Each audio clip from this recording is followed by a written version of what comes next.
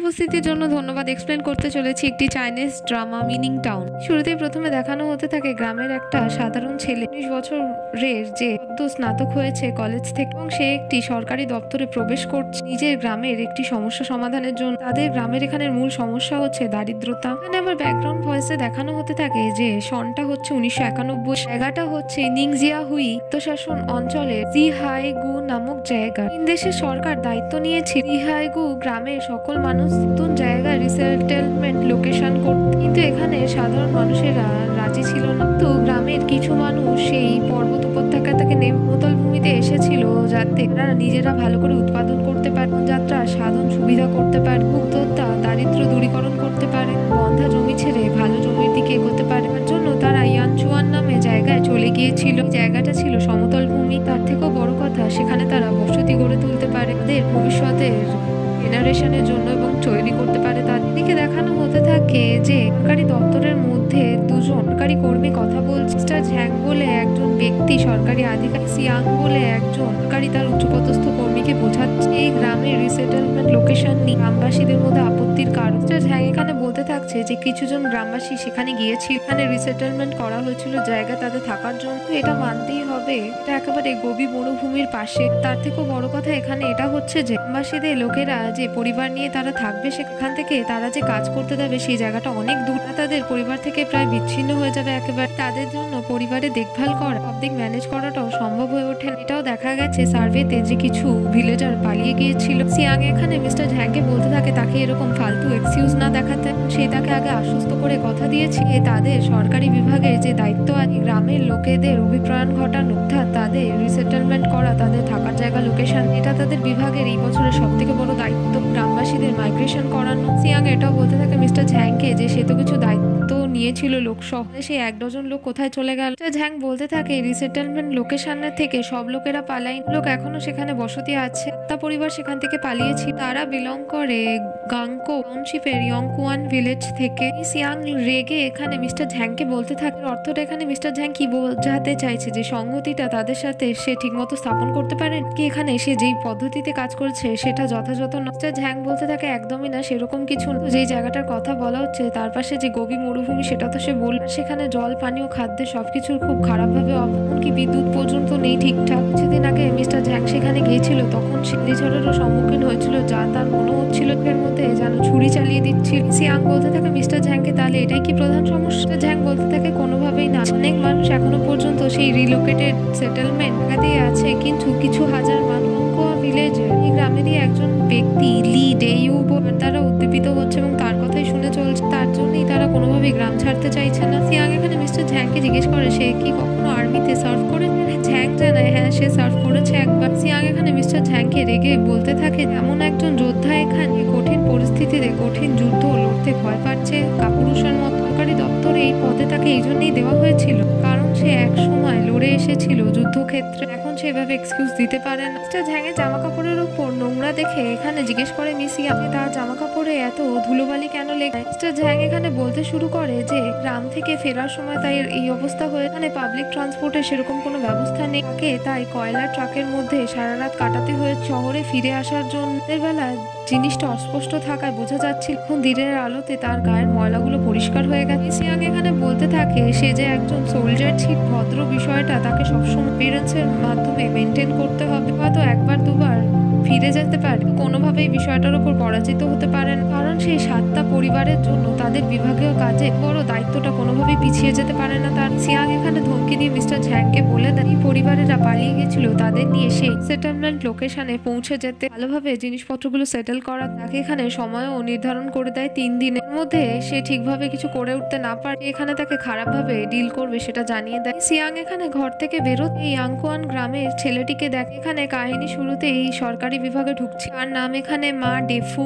এখানে মিস ইয়াংকে একটা কাগজ দেয়, সিয়াং সেই কাগজটা দেখে নিয়ে তাকে আবার ফেরত দিয়ে দেয়, কোনো উত্তর দেয়। মিস্টার ঝ্যাং এখানে ডেফুকে ডেকে জিজ্ঞেস করতে থাকে তার কি প্রয়োজন। ডেফু এখানে তার হাতের পেপার দেখিয়ে বলতে থাকে মিস্টার ঝ্যাং সরকারি দপ্তরেই সে এখানে কাজ করে, টেম্পোরারিলি তাকে এখানে ফার্ম মেশিন স্টেশন থেকে সেটেলমেন্ট লোকেশনের জন্য কাজে এই বিভাগে পাঠানো হয়েছে। মিস্টার ঝ্যাং বলতে থাকে পেপার দেখে ভালো হয়েছে সে একজন হেল্পার পেয়েছে। সে ডেফুর নাম জিজ্ঞেস করে কতদিন যাবত কাজ করছে সে সেটা জিজ্ঞেস করে। ওখানে তার পুরো নাম জানে, তার নাম মা ডেফু। স্নাতক শেষ হওয়ার পর মেশিন স্টেশনে কিছুদিন হলো বদলি হয়েছিল, তার কিছুদিনের মাথায় তাকে আবার এই বিভাগে পাঠিয়ে দেওয়া হয়েছে। ডেফু এটাও জানায় যে সে এগ্রিকালচার নিয়ে পড়াশোনা করেছে। মিস্টার ঝ্যাং জানতে চাইলে যে সে কোথায়, ডেফু এখানে জানিয়ে দেয় যে গাংকাও টাউনশিপে লংকোয়াং ভিলেজে। এদিকে দেখানো হতে থাকে যে মিস্টার ঝ্যাং ডেফুর সাথে গ্রামের দিকে যেতে থাকছে সাইকেল করে। সরকারের এই কাজের জন্য কি প্ল্যানটি কি ভালো হতে পারে সেই বিষয়ে ডেফুকে সে বোঝাচ্ছে। ঝ্যাং এখানে বলতে থাকে যে সরকার প্ল্যান করেছে উপত্যকা, ধুলো বালি এবং দারিদ্রতা খুবই সমস্ত জায়গা সরকার ঠিক করেছে তাদের সমতলে নামিয়ে আস্তে আস্তে ধীরে ধীরে সেইগুলো ইউকোয়ানিং ছাড়িয়ে, কারণ এখানে থাকলে তারা চাষাবাদ করেও খেতে পারবে না ঠিক মতো। একটু থেমে ডেফু এখানে বলতে থাকে মিস্টার ঝ্যাংকে যে তারা কাছাকাছি চলে এসেছে। মিস্টার ঝ্যাং চারিদিকে দেখে বলতে থাকে যে এখানে সাধারণ মানুষের জন্য বসবাস করা খুবই কঠিন। ডেফু এখানে জিজ্ঞেস করে মিস্টার ঝ্যাংকে যে ইউকোয়ানিং বলে যেই জায়গার কথা বললো সেটা কিরকম। ঝ্যাং বলতে থাকে ইউকোয়ানিং জায়গাটা এখান থেকেও 400 কিলোমিটার দূর। ঠিক কথা যে এখনো সেই জায়গা খুবই টাফ বসবাস করার জন্য, কিন্তু ভবিষ্যতে জায়গা ভালো হয়ে যাবে এটা জানে। ও জিজ্ঞেস করতে থাকে কতটা সহজ হবে। মিস্টার ঝ্যাং বলতে থাকে যে জায়গার পাটা ও ল্যানঝো রেলওয়ে স্টেশনের কাজ সরকার দ্বারা অধিকৃত চাষাবাদ জমছে চারিদিকে। তার থেকেও বড় কথা যে চারিদিকে শহর আর জিনিসগুলো খুবই কাছে পিঠে। এখান থেকে ইনচুয়ান শহরও খুব কাজ, হলুদ নদীর জলধারাও সেখান থেকে কাজ একটা দূরে হচ্ছেন। পরিবাররা এক জায়গায় থেকেই কাজ করে আবার বাড়ি ফিরতে পারবে। আর জল তোলার পাম্পিং স্টেশনও ভবিষ্যতে সেখানে তৈরি হবে। পরীক্ষা করে দেখা গেছে সেখানে জমিতে ভালোভাবে জল দিয়ে এই জমিও চাষাবাদের উপযুক্ত হয়ে যাবে এবং মানুষ সেখানে সমতলে থাকতে পারবে। তো এখানে জিজ্ঞেস করতে থাকে তাহলে তাদের গ্রামের ব্যক্তি ডেউ সেই জায়গা থেকে পালিয়ে কেন এসেছে।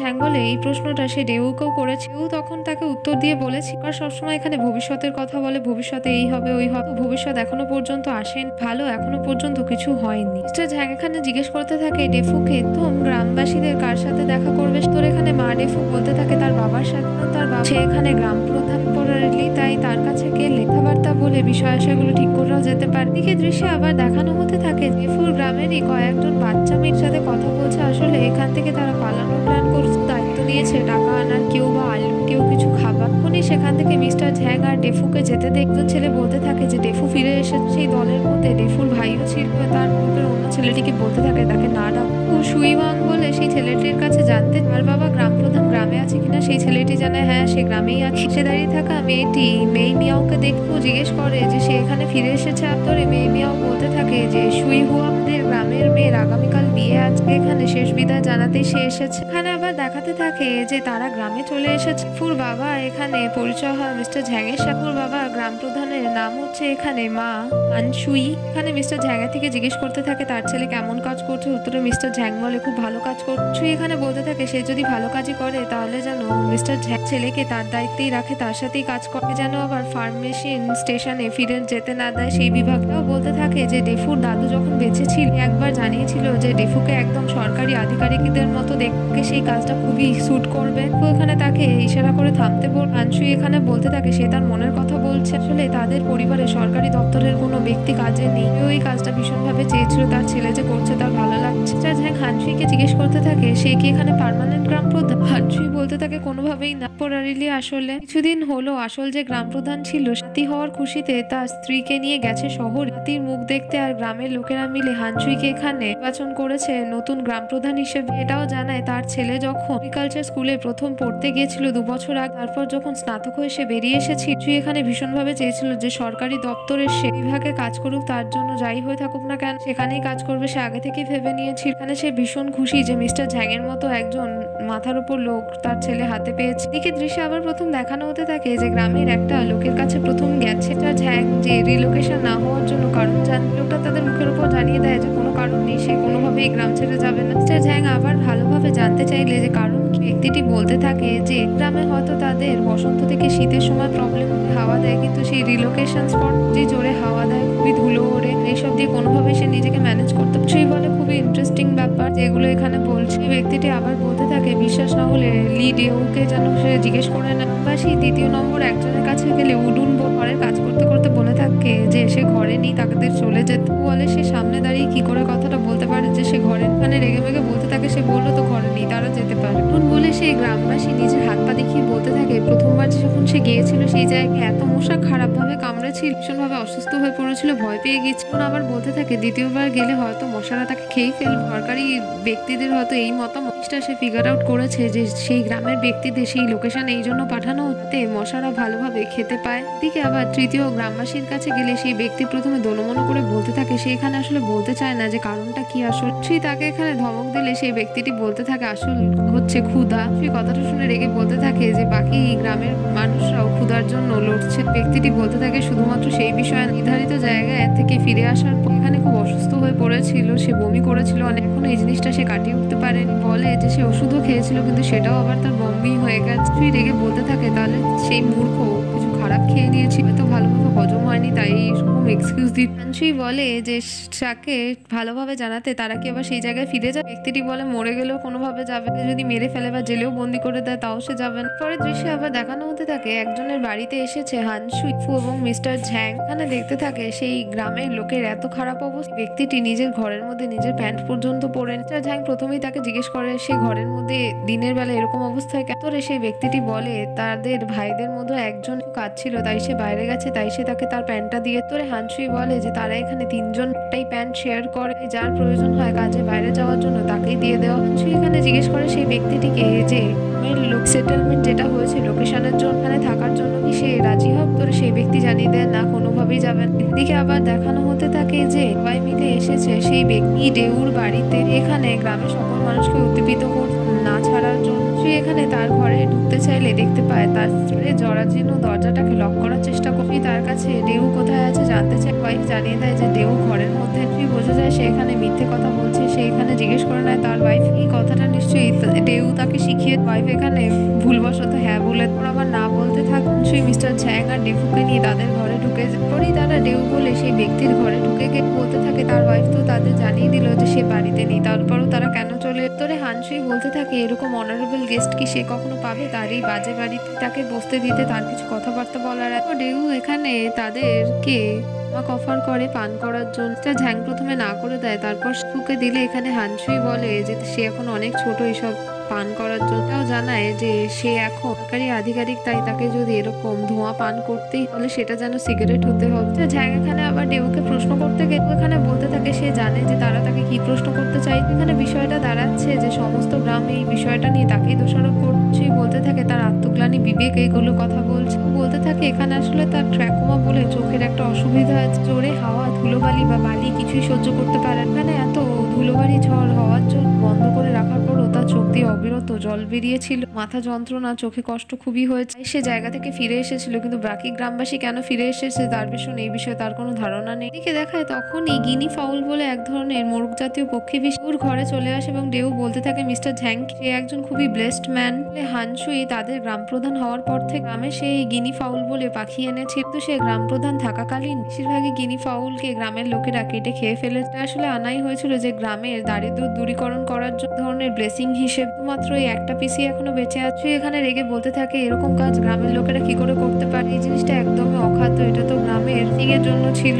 বলতে থাকে হানসুইকে সেও তো এটা খেয়েছে, সেরকম না কি করে করতে পারছে। এখানে রাগারাগি করতে থাকলে ডেউ আবার বলতে থাকলে এখানে মিস্টার ঝ্যাংকেই বলতে গ্রামের বাকি 81টা গিনি ফাউল করতে থেকেই থাকে হানসুইকে ঝ্যাংয়ের সামনে এনে দাঁড় করাতে। এখানে বোঝা যাবে যে গ্রামের মধ্যে কতগুলো গিনি ফাউল আছে। এখানে রেগে ডেউকে জিজ্ঞেস করতে থাকে জানিয়ে দিতে তাদের যে তারা তাদের সাথে যাবে কি নতুন বসতি তাদের জন্য নির্ধারিত করা হয়েছে। ও এখানে শান্ত হয়ে বলতে থাকে এখানে যদি সে থাকে তার একটু লস হবে, লসটা সে খেয়ে হজম করতে পারবে। মানে গিয়ে সে যা পেয়েছিল সেটা শুধুমাত্র বালিটা সে কোনোভাবে হজম করতে পারবে, তার কষ্ট হয়েছিল। এই জায়গা নির্ধারণ করা হয়েছে তাদের বর্তমান জায়গা থেকে 100 কিলোমিটার দূরে। এখানে গিয়ে আবার নতুনভাবে বসতি স্থাপন করা, বাড়ি তৈরি। ও জানায় সে যদি নিজেকেও বিক্রি করে তাহলে এই কাজটা করে উঠতে পারবেন, তারপর অর্থ উপার্জন করা তো একটা ব্যাপার রয়েছে। তো কথাগুলো শুনে ডেউর এখানে বলতে থাকতে ঝ্যাং যা যা ভালো কথা বলেছে সরকারি উদ্যোগের জন্য তাদের গ্রামবাসীদের বলতে থাকলেও ডেউ বলে তো পরিশ্রম করতে যাবে কেন, সে কোনোভাবে হার্ডওয়ার্কিং পার্সন না, নিজের ভিটে মাটি ছেড়ে সে কোনোভাবে অন্য জায়গায় গিয়ে বসতি করতে চায় না। ও আরো বলতে থাকে সে বিশ্বাস করে না যে সরকার তাকে এভাবে ভুক্ত মেরে দেবে। যদি সরকারের এটা মনেই হয়ে থাকে তাহলে তার ঘরে এসে যেন খাবার পৌঁছে দেয়। ওখানে রেগে বলতে থাকে যে সে তো একজন অকর্মণ্য ব্যক্তির সাথে গ্রামের বাকি লোকেদেরও সে ভুল বোঝাচ্ছে। ওখানে রেগে হানসুইকে বলতে থাকে ছেলে ডেফুকে যেন সে সামলে না। সে কিছু বছর এগ্রিকালচার পড়াশোনা করার জন্য গ্রামের বাইরে কি গেছে, গ্রামের গোড়াকে মূলকে ভুলেই গেছে। ডেফু বলতে থাকে সে এখানে ভুলভাবে ভুলভাল বুঝে এরকম কিছুই হয়।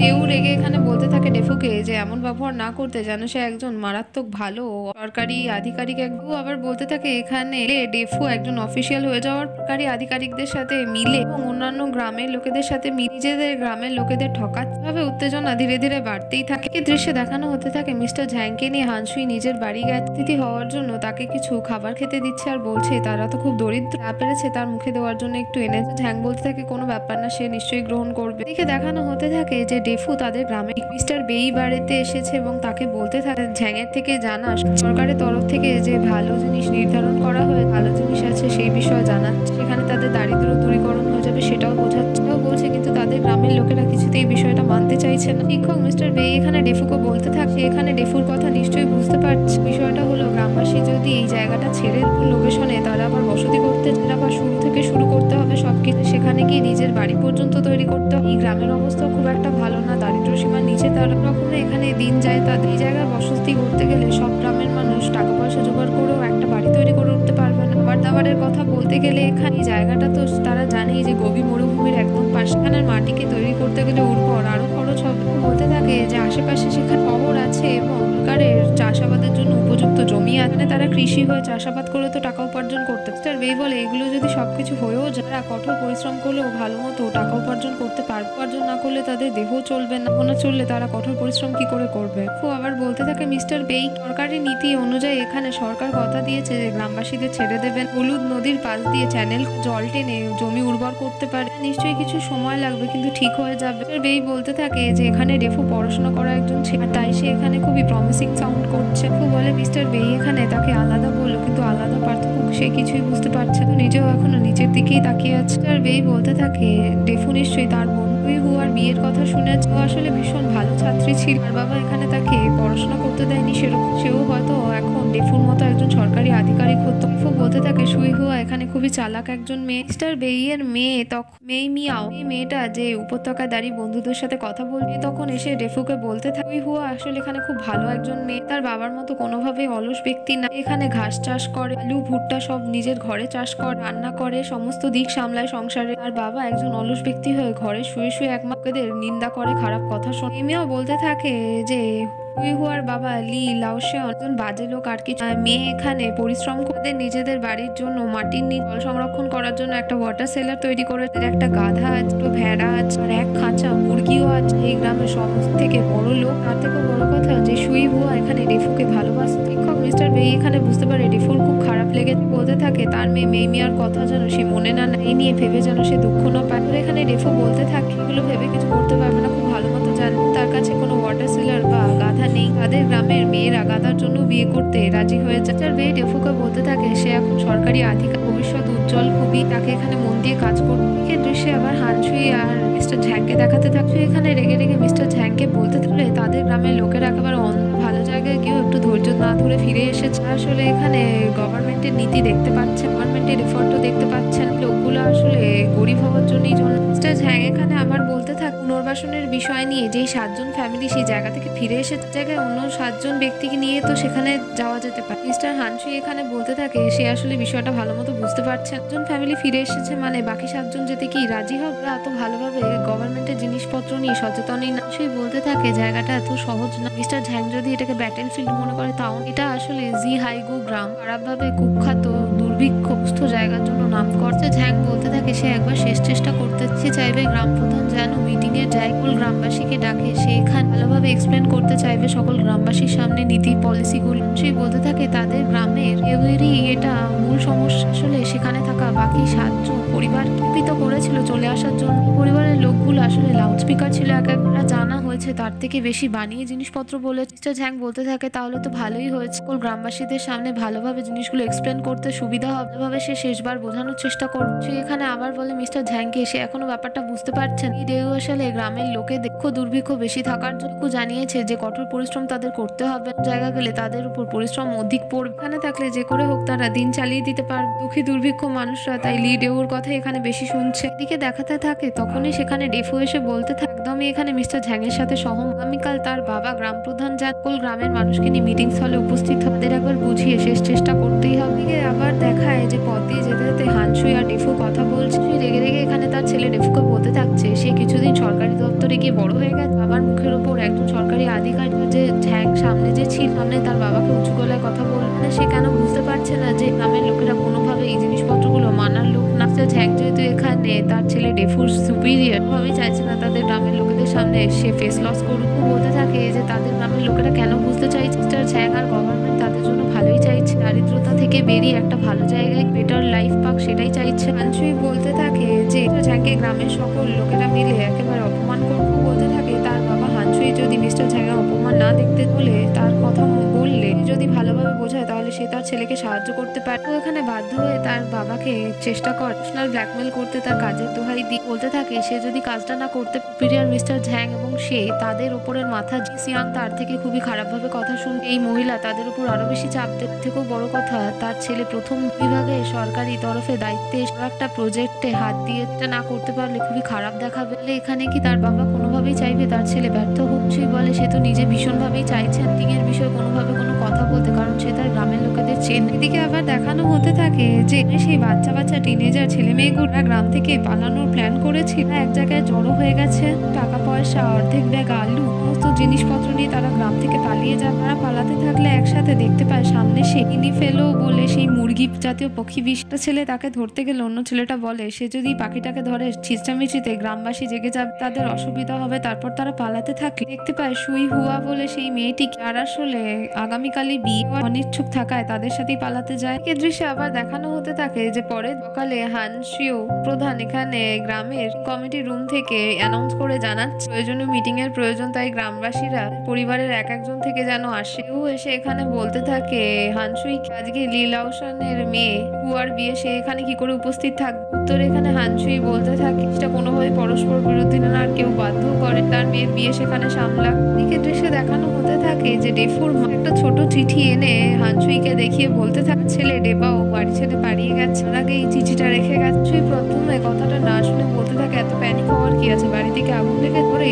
সে তার বউয়ের থেকে সেই চিঠিটা হাতে দেখতে থাকে যে তার ছেলে সত্যি পালিয়ে গেছে। ডেফুর মা এখানে বলতে থাকে সকালে তার ছেলেকে ব্রেকফাস্টের জন্য ডাকতে গিয়ে এই চিঠিটা দেখে সে আসে ছুটে তার বাবার কাছে। এটাও বলতে থাকে চিঠির মধ্যে লেখা আছে সে তার ছেলে ডেবাও এটা জানিয়ে গ্রাম ছেড়ে পালিয়ে যাচ্ছে, অন্য জায়গায় গিয়ে তারা কাজ করে কিছু টাকা উপার্জন করবে। সে এখানে রাগের মাথায় হাতে চিঠিটা নিয়ে পড়তে মাইক অন করে তার ছেলেকে ডেবাওকে ডেকে ডেকে করে বলতে থাকে তাড়াতাড়ি বাড়ি ফিরে আসতে, নাহলে সে তার বাড়ি ফিরে এলেই পা ভেঙে দেবে। এখানে সে তার স্ত্রীকে ধমকে বলতে থাকে কি ধরনের মা সে, তার ছেলে স্পয়েল হয়ে নিজের ছেলেকে সে দেখে রাখতে পারে না, যাবতীয় আবার দেখানো হতে থাকে কমিটি মিটিং এর বাইরে দাঁড়িয়ে গ্রামবাসী কিছু লোক জিজ্ঞেস করছে যে এগুলো কি হচ্ছে। একজন বলতে থাকে যে ডেবাও পালিয়েছে, মিটিং এর জায়গায় এখন পারিবারিক ঝামেলা চলছে। এটাও বলতে থাকে ভেতরে তো ডেফু এবং মিস্টার ঝ্যাংও আছে, এখানে সরকারি আধিকারিক, তারাও কি এইসব জিনিসের মধ্যে ইনভলভ হতে পারে? উত্তরে অন্যজন পুনর্বিষণের বিষয় নিয়ে এই মিটিং করতে এসেছিল, কিন্তু এইসব ঘটে গেল হঠাৎ করে। পর এদিকে দেখানো হতে থাকে এক এক করে গ্রামের সকল মা বাবাদের বাচ্চারা পালিয়ে গেছে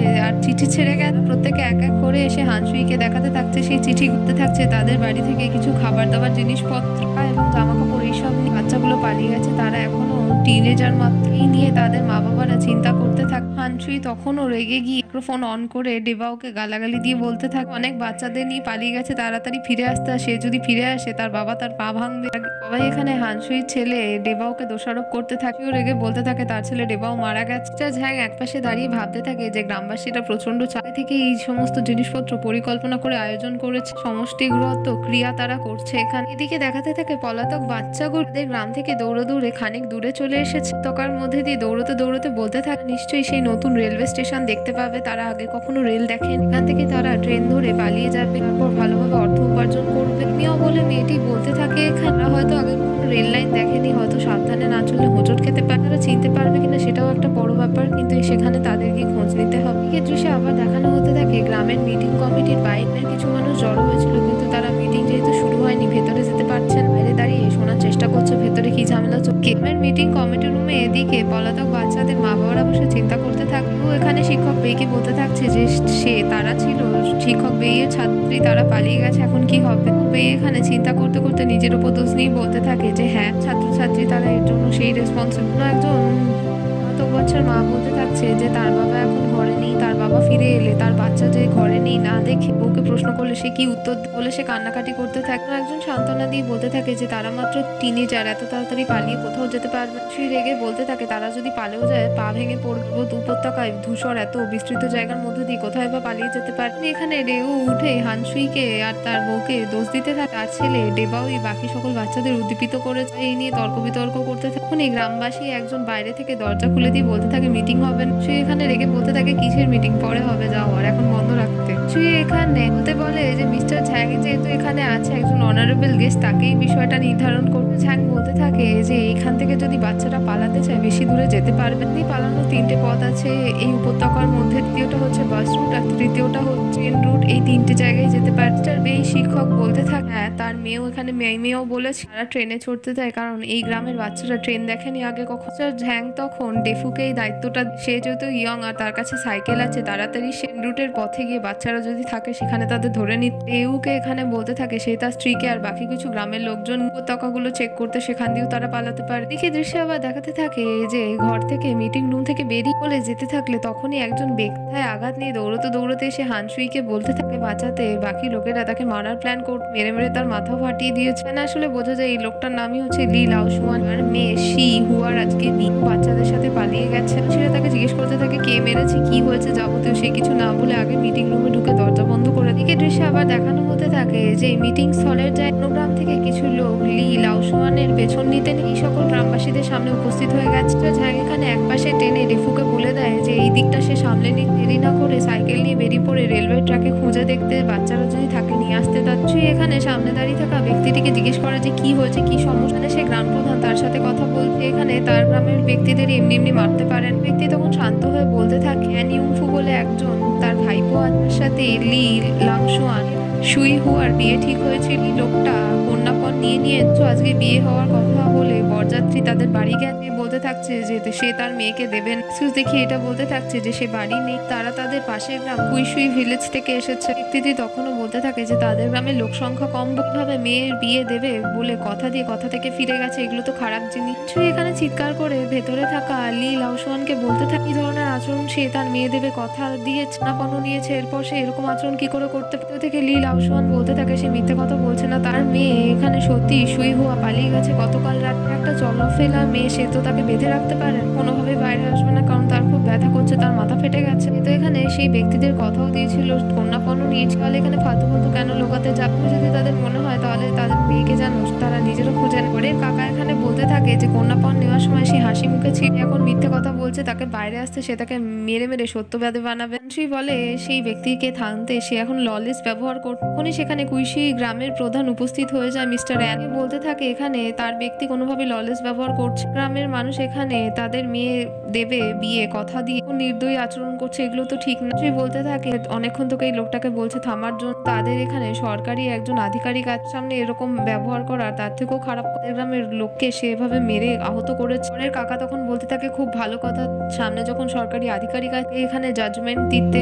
ঝ্যাং এখানে জাজমেন্ট শুনিয়ে বলতে থাকে মতো ব্যাপারটা হয়েছে যে ব্যক্তির গায়ে হাত তোলা ঠিক হয়, যেটা সেটা স্বাভাবিকভাবে মিটিয়ে দেওয়া যেত, এরপর গায়ে হাত তুলে মারামারি করে ব্যাপারটা অন্যদিকে চলে যাবে, বিষয়টা আইন কানুনের হাতে চলে আসবে, সমস্ত গ্রামবাসীদেরই সমস্যা হবে বলে জিনিসটা তাদের মাথা ঠান্ডা করে বসে কথা বলতে হবে। মেয়ের সাথে বিয়ে ঠিক হয়েছিল, সে এখন এখানে তাকে খুঁজতে হবে, তাকে জিজ্ঞেস করতে হবে সে ছেলেকে বিয়ে করতে রাজি, কিন্তু যদি এখানে বিয়ে করতে রাজি না হয় তাহলে তার বাবা এখানে কন্যাপণ ফিরিয়ে দেবে। তারা সবাই একত্রে বলে লাওসুয়ানকে মিটিং রুম থেকে বের করে কুইশুই গ্রামে মিস্টার অ্যানকে দেখিয়ে বলে যে তার লোক গ্রামের লোককে এমনভাবে মেরে মাথা ফাটিয়ে দিয়েছে, এটা কি ঠিক ছিল? তারা বলছিল শান্তভাবে বসে কথা বলতো। সেই বরের কাকা বলতে থাকবো একটা জিনিস বন্ধক রাখতে, বন্ধক দিয়ে এই ডিলটা করা যেতে পারে। উনি এখানে সেই ব্যক্তিকে তার পাশেই দাঁড়িয়ে থাকা তাদের গ্রামের প্রধান অ্যান বলতে থাকে একজন সরকারি আধিকারিক লিডার এত বড় যখন কথা দিয়ে উপর আর কোনো কথা হয় না, এরপর আর কিছু বলা হবে না। ঝ্যাং এখানে আবার বলতে থাকে লাওসুয়ান যেহেতু এখন আহত, আগে তাকে সে ঠিকভাবে ট্রিট হতে দিত, কিছুদিন বাদে লি লাওসুয়ানকে নিয়ে সুই ভিলেজে যাবে মিস্টার হান সুই এবং অন্য একজন ব্যক্তি। এই গ্রামের অ্যান সেক্রেটারি তো থাকছেই, তোরা বসে তখন একসাথে ভালোভাবে কথা বলে মিটিয়ে নেওয়া যাবে। ঠিক আছে তাহলে। দিকে দেখাতে থাকে গ্রামের লোকেরা লি লাওসুয়ান ট্রিটমেন্টের জন্য ক্লিনিকে যেতে বললো, সে ভয় বলতে থাকে সে কোনোভাবেই কোথাও যাবে না, এখানেই থাকবে, তার ভীষণ ভয় লাগছে। তারা পেলে তাকে মেরেই ফেলবে হয়তো। কিছুই জানিয়ে দেয় সকল গ্রামবাসীদের বাচ্চাদের খুঁজে বের করতে। গ্রামবাসীরাও বেরিয়ে পড়ে বাচ্চাগুলোকে খোঁজার জন্য। আবার দেখাতে থাকে বাচ্চাগুলো এবং সুই হুয়া সবাই একসাথে একটা উপত্যকার উপর দাঁড়িয়ে এবং সেখান থেকে দূর থেকে দেখছে রেলওয়ে ট্র্যাক তারা দেখতে পেয়ে গেছে এবং খুশি হচ্ছে যে কিছুক্ষণের মধ্যেই সেখান দিয়ে হয়তো ট্রেন আসবে আর তারা উঠে পালাবে। সুই হুয়া বলতে থাকে আর ভীষণ ভালো লাগছে, ট্রেনে একবার উঠে পড়ে সেখান থেকে একদম দূরে পালিয়ে যাবে। ইমেও বলতে থাকে এখানে সুই হুয়া কোনোভাবে যেন ভয় না পায়। উত্তরে সুই হুয়া বলে সে কোনোভাবে ভিতর থেকে পালাবে ঠিক করেছে, সে একবারও ভয় পায়নি। এই দলের থাকা একটা বাচ্চা এখানে সুই হুয়াকে বলতে থাকে তো তার বিয়ের আজকেই সে পালিয়ে যাচ্ছে। যে হবু শ্বশুর বাড়ি হতে চলেছিল অ্যান ফ্যামিলি কুইশুই গ্রাম থেকে তো এসে তারা তো বড় ধরনের ঝামেলা তৈরি করবে। সুই হুয়ার বাবা এখানে লি লাওসোয়ান একজন কাপড় তো মেরেও ফেলতে পারে হয়তো। সুই হুয়া এখানে মনে দুঃখ নিয়েও বলতে থাকে যে তার বাবা তাকে বিক্রি করতে গিয়েছিল, তারা যদি তাকে একটু মারেও তাহলে সেই জিনিসটা সে ডিজার্ভ করে। এদিকে দেখাতে থাকছে যে বাচ্চাগুলো ধরে রেলওয়ে ট্র্যাকের কাছে চলে এসেছে এবং সেখানে একটা ছোট রেলগাড়ি বোঝাই করে দেখে দেখাচ্ছে থামানোর জন্য। এদিকে দেখাতে থাকছে যে ডেফুস নিজের সাইকেল ছুটি উপত্যকা দিয়ে ছুটে আসছে ও এখানে রেলওয়ে ট্র্যাকের কাছে পৌঁছে গেছে। গাড়িটাও তখন থেমেছিল। গাড়ির ভেতর সুই হুয়া এবং বাকি বাচ্চারা বসে কথা বলছে, খাচ্ছে। বাচ্চাগুলো এবং সুই হুয়া কথা বলছে যে এই জায়গাটা লাঞ্চাও বলে একটা জায়গায় যাত্রা। বাচ্চা বলতে থাকছে সে সেই জায়গায় তার বাবা গিয়েছিল, বলেছিল সেখানে বিফ র্যামেন খুবই বিখ্যাত। হুয়া বলতে থাকে যে তার বাবা বলেছিল যে সেখানের একটা খাবার বিখ্যাত, সেটা মাটন দিয়ে তৈরি। একটা পরিবারের সুন ফ্যামিলি দিকে দেখায় যে বাচ্চাগুলো গাড়ির ভেতর থেকে দেখে নেয় যে বাইরে বড় দাদা ডেফু উপস্থিত হয়ে গেছে। গাড়ির মধ্যে উঠেই সে তার ভাইকে প্রথম দেখতে পায়, ডেবাওকে ধমক দিয়ে বলে বাড়ি ফিরে যেতে এবং বাকিরাও তাকে দেখা দেখি গাড়ি থেকে নেমে পড়ে। হুয়া এখানে কেঁদে কেঁদে ডেফুকে বলতে থাকে ও নিশ্চয়ই এখন তাকে জোর করে নিয়ে যাবে তার ইচ্ছার বিরুদ্ধে, জোর করে তার বাবার মতোই সে অ্যান ইউমফুর সাথে বিয়ে দেওয়া হবে। মানে প্রথম কিছুক্ষণ চুপ করে থাকলেও ডেফু নিজের পকেট থেকে কিছু টাকা বার করে এখানে সুই হুয়াকে দিয়ে বলতে থাকে যদি ইউনচুয়ান বা লাঞ্চাও বলে জায়গায় চলে যায়, এখানে কিছু ব্যক্তি আছে যারা তার ডেফুর বন্ধু ছিল। জায়গার বিষয়ে কথা শুনে ডেফু এখানে বলতে চাইছে সুই হুয়া এখানে ছোটখাটো কোম্পানিতে কাজের জায়গা সে পেয়ে যেতে পারে। যেহেতু একটা ইয়াং সুন্দরী দেখতে মেয়ে, সে যেন নিজেকে প্রোটেক্ট করে, নিজের ভালোভাবে খেয়াল রাখে। দেখাতে থাকে সুই হুয়া বলতে থাকছে গাড়ি থেকে নেমে ডেফুকে যে তার বাবার কি অবস্থা হয়েছে। তোর এখানে ডেফু বলতে থাকছে যে একটু ঝামেলা হয়ে গিয়েছিল তো মিস্টার ঝ্যাং তাদের সাথে আজ বাবা হানসুই এবং সুই গ্রামের সেই গ্রাম প্রধান মিলে বিষয়টা সামলে নিয়েছে, তাকে নিশ্চিন্ত থাকতে। দিকে দেখাতে থাকে যে ডেওবাওকে ঘরের উঠোনের মধ্যে বেঁধে রেখেছে একটি বেঞ্চের সাথে। আর মা তার কাছে বসে বলতে থাকতে এবারে আর যেদিই ছেলে না হতো তাকে ভীষণভাবে ভালোবাসে, কিন্তু এবারে তাকে শিক্ষা দেওয়াটা খুবই দরকার। এবারে তার বাবা বেদ দিয়ে তাকে মারার সময় সে যেন খুব জোরে চিৎকার করে, তার বাবা দুঃখ পেয়ে তাকে মারা থামিয়ে দেয়। এবার যখন এরকম বেয়াদপি সে করেছিল, চিৎকারও করেনি, তার বাবা তাকে মেরে প্রায় আধমরা করে দিয়েছিল। দিকে দেখাতে থাকে একটা অন্য বন্ধুও তার ঘরের উঠোনে দাঁড়িয়ে। বাবা একটা বেত নিয়ে তার মাথার মধ্যে একটা দড়ি লাগিয়েছে, সেটা জলের মধ্যে চুবিয়ে ভিজিয়ে নিচ্ছে যাতে জোরে লাগে। এদিকে অন্য একটা ছেলের বাড়িতে দেখানো হতে থাকে তার দাদু তাকে বলছে এত পাহাড় পর্বত পেরিয়ে গিয়ে ট্রেনে যখন উঠেই পড়েছিল, লজ্জাজনক বিষয় যে সে আবার ফিরে এলো। সে তো ভেবেছিল সে যথেষ্ট সাহস পাবার মতো না। এখানে এটা বলতে থাকে যে ট্রেনটা এখনো পুরোপুরি তৈরি হয়নি। এই বয়স্ক মানুষ এখানে তার নাতিকে তখনও বলতে থাকে আর বাবাও এখানে তাকে প্রমিস করেছিল, অর্থাৎ ছেলেটার বাবার কথা এখানে বলছে নতুন পুনর্বাসনের জায়গা হবে, কিন্তু সেখানে গিয়েও সে ফিরে এসেছে। ছেলেটির বাবা এখানে তার বাবাকে বলতে থাকে ব্যাপারটা বুঝতে পারছে না, শুধুমাত্র ধুলোবালি না, সেটা বালির ঝড় ছিল। বয়স্ক দাদু সেখানে বলতে থাকে সেটা কুরুক্ষেত্রের মতো গুলি বন্দুক ছিল না। দাদু তার নাতিকে বড়াই করে বলতে থাকে সে যখন তার নাতির বয়সী ছিল সে রেড আর্মিতে ছিল, প্রথম সারিতে দাঁড়িয়ে লং মার্চ করে মার্চের প্রথম ভাষণও সেই দিত। বাচ্চা ছেলেটির বাবা অর্থাৎ দাদুর ছেলে এখানে বলতে থাকে কোনোভাবেই রিয়েল রেড আর্মি ছিল না, কারণ তারা এখানে 12,500,000 গিয়েছিল আর তার বাবা এখানে 10,000 মিটার গিয়েছিল মাত্র। তারপরও মায়ের দ্বারা গুলিবিদ্ধ হওয়ার পর ফিরে এসেছিল। কথাটা শুনে নাতি হাসতে শুরু করে। দাদু রেগে গিয়ে সেখানে নিজের জুতো খুলে তার ছেলের মাথায় বাড়ি মারে। দিকে আবার ডেওবার ঘরের দিকে দেখাতে থাকে যে হানসুই তার ছেলেকে পিঠে মারছে, জিজ্ঞেস করছে যে সে কি আবার বাড়ি ছেড়ে পালাবে। ও এখানে টিনেজার হওয়ার জন্য রেগে বলতে থাকে বলে তারা ক্ষেত থেকে আলু তুলে পুড়ে সেইগুলোকে পরিষ্কার করে তেলের মধ্যে সেগুলোকে ফোটাতে বসাবে, সন্ধ্যের মধ্যে স্টিম হয়ে গেলে সেগুলো বেক করে তারা খাবে। এই আলু চাষ আর খাওয়া ভালো লাগছে, ওখান থেকে বেরিয়ে যেতে চায়। আমাদের বাড়ির উঠোনে যে এই ছেলেটি দাঁড়িয়ে আছে গাওয়াবোরকে উদাহরণস্বরূপ দেখিয়ে হানসুই বলতে থাকে ডেবাও বাবাও তার 20 বছর বয়সে বাড়ি থেকে পালিয়ে গেছে, এখন সে বেঁচে আছে কিনা মরে গেছে কেউই জানেন। 1 দশকের বেশি সময় হয়ে গেছে, এখনো বাড়ি ফিরে আসেনি কোনোভাবেই। হানসুই এখানে ডেবাওকে বলতে থাকে তাদের পুনর্বাসনের চেষ্টা চলছে, এত দারিদ্রতা তার থেকেও খারাপ কথা সে নিজে তো পালিয়েছে এবং তার একজন বন্ধুকে নিয়েও পালিয়েছে। এই বলে মারতে থাকলে তখনই তার মাঝখানে মা এসে হানসুইকে ছড়িয়ে বলতে থাকে অনেক হয়েছে, অনেক মেরেছে তার ছেলেকে।